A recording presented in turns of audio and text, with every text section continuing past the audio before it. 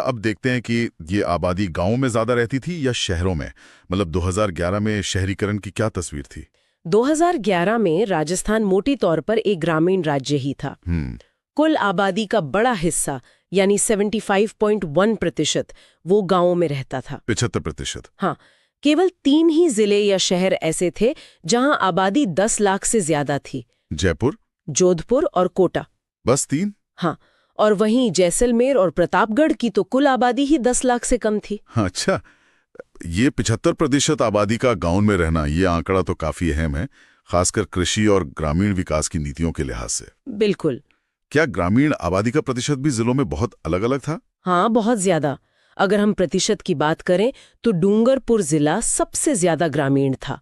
वहां 93.6% लोग गांव में रहते थे। 93%? हाँ, ये दिखाता है कि कुछ इलाके अभी भी मुख्य रूप से कृषि और उससे जुड़े व्यवसायों पर ही निर्भर थे। और सबसे कम ग्रामीण प्रतिशत वो जरूर कोटा होगा, अपने औद्योगिक और शैक्षिक केंद्र होने की वजह से। बिल्कुल सही। कोटा में ग्रामीण आबादी का प्रतिशत सबसे कम था, सिर्फ 39.7%। 40 से भी कम? हाँ, ये डूंगरपुर के आंकड़े का लगभग उल्टा है और कोटा की जो शहरी और औद्योगिक पहचान है उसको उजागर करता है।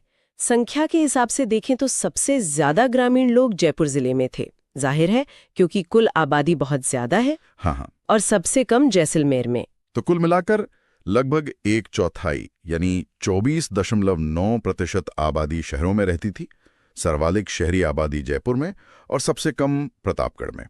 ये शहरी ग्रामीण विभाजन राज्य के विकास के पैटर्न को समझने के लिए बहुत जरूरी है। एकदम।